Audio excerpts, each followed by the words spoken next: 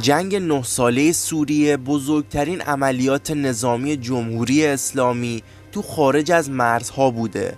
جنگی که عمده ترین نبرد برای نیروهای مسلح ایران بعد از پایان جنگ ایران و عراق تو سال 67 به شمار میره. فرماندهان سپاه و طرفداران جمهوری اسلامی میگن که این جنگ باعث توسعه مرزهای امنیتی جمهوری اسلامی از تهران تا سواحل مدیترانه شده. و اما شماره 1 سرتیپ حسین همدانی، اولین فرمانده نیروهای ایرانی تو سوریه و مسئول تشکیل شبه نظامیان حامی بشار اسد. سرتیپ همدانی معروف به ابوحب، اولین فرمانده نیروهای نظامی ایران تو جنگ 9 ساله سوریه است.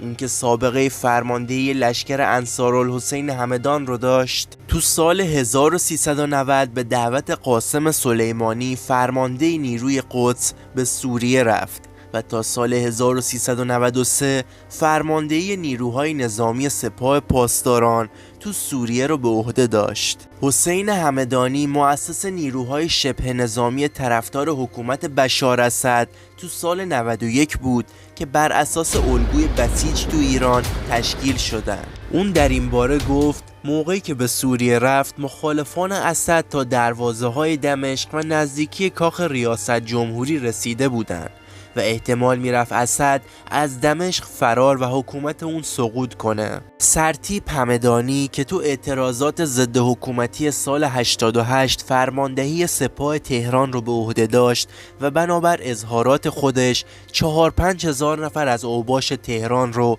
در چارچوب سگردان برای سرکوب تظاهر کنندگان مخالف حکومت سازماندهی و تجهیز کرده بود و به محض رسیدن به سوریه تو عمل به عنوان معاون قاسم سلیمانی تو کل سوریه ظاهر شد. اون به گفته فرماندهان سپاه 50,000 شبه نظامی طرفدار بشار اسد رو مسلح و راهی میدان نبرد کرد.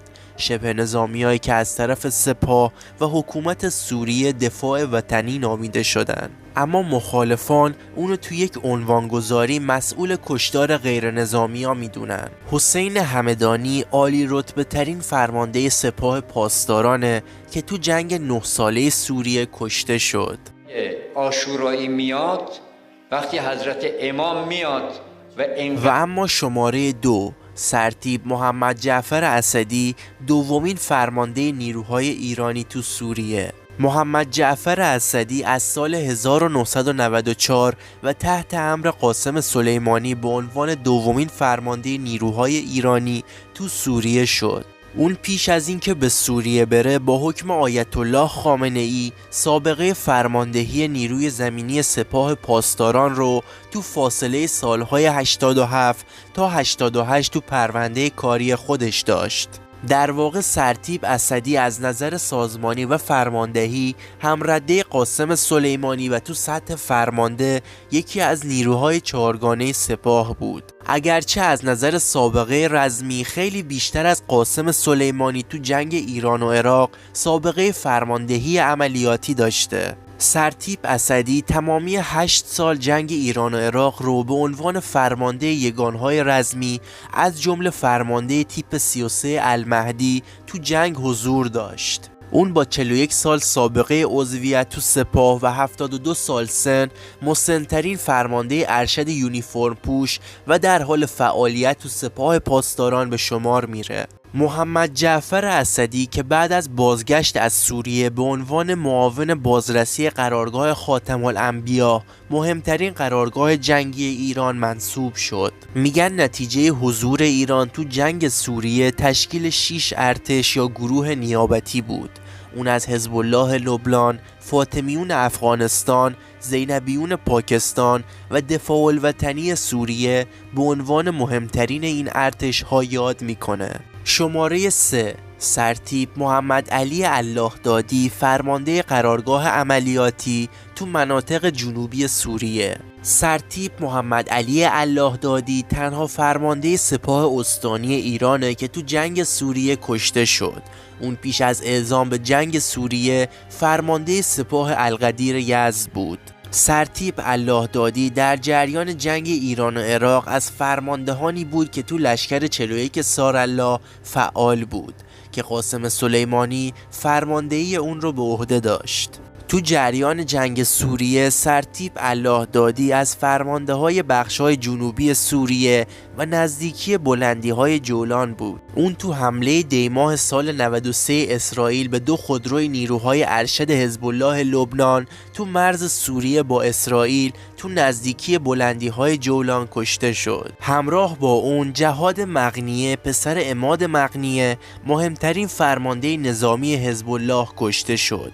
خود جهاد مغنیه که از نزدیکترین افراد به قاسم سلیمانی بود سال 2008 داخل یک بمبگذاری تو دمشق کشته شده بود. هم مغنیه و هم سلیمانی وقتی کشته شدن تو فهرست تروریستی آمریکا بودن. شماره 4 سرتیپ علی اکبر پورجمشیدیان معاون عملیات نیروی زمینی سپاه پاسداران. سرتیپ علی اکبر پورجمشیدیان از جمله فرماندهان ارشدی بود که با سخت و طولانی شدن نبرد حلب به سوریه فرا خوانده شد. اون موقعی که به جنگ سوریه اعزام شد معاون عملیات نیروی زمینی سپاه بود و از نظر عملیاتی خیلی از لشکرها و تیپ‌های رزمی سپاه رو اعلام فرماندهی می‌کرد و تو طراحی عملیاتی بالاترین سطح سپاه رو به عهده داشت. پورجمشیدیان قبل از اون سابقه شرکت تو جنگ ایران و عراق و فرماندهی سپاه استانی عاشورا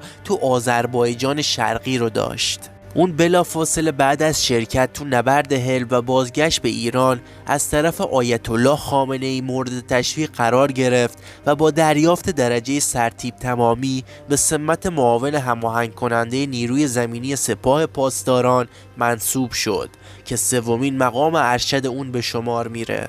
و اما شماره 5 سرلشکر شهید قاسم سلیمانی فرمانده کل نیروهای جمهوری اسلامی در خاورمیانه و جنگ سوریه. فرماندهی عالی نیروهای جمهوری اسلامی تو جنگ سوریه با سرلشکر قاسم سلیمانی فرمانده کشته شده نیروی قدس بود. محور دخالت نظامی ایران تو جنگ سوریه نیروی قدس شاخه خارجی سپاه پاسداران بود که تو سال 1370 به دستور آیت الله خامنه ای دومین رهبر جمهوری اسلامی و فرمانده کل نیروهای مسلح ایران ایجاد شد. نیروی قدس به فرماندهی قاسم سلیمانی و به دستور آیت الله خامنه ای با هدف حفظ و بقای حکومت بشار اسد رئیس جمهور سوریه وارد جنگ سوریه شد. اما نیروی قدس تو بزرگترین دخالت نظامی منطقه‌ای جمهوری اسلامی ایران تنها نبود.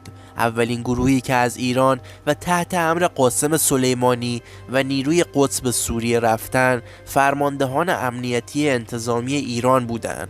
فرماندهان سپاه پاسداران تایید کردند که اولین دخالت ایران تو سوریه اعزام مستشاران انتظامی امنیتی برای کمک به پلیس سوریه و سرکوب معترضان تو دمشق بود. یاد این شهید بزرگ جاودان و نامش گرامی باد. اینم از 5 فرمانده ارشد سپاه پاسداران که دخالت نظامی تو سوریه رو فرماندهی کردند. دوستان عزیز، اگر به این سبک از ویدیوهای دانستنی نظامی علاقه‌مند هستید توی کامنت ها حتما بنویسید و با لایک و سیو از ما حمایت کنید.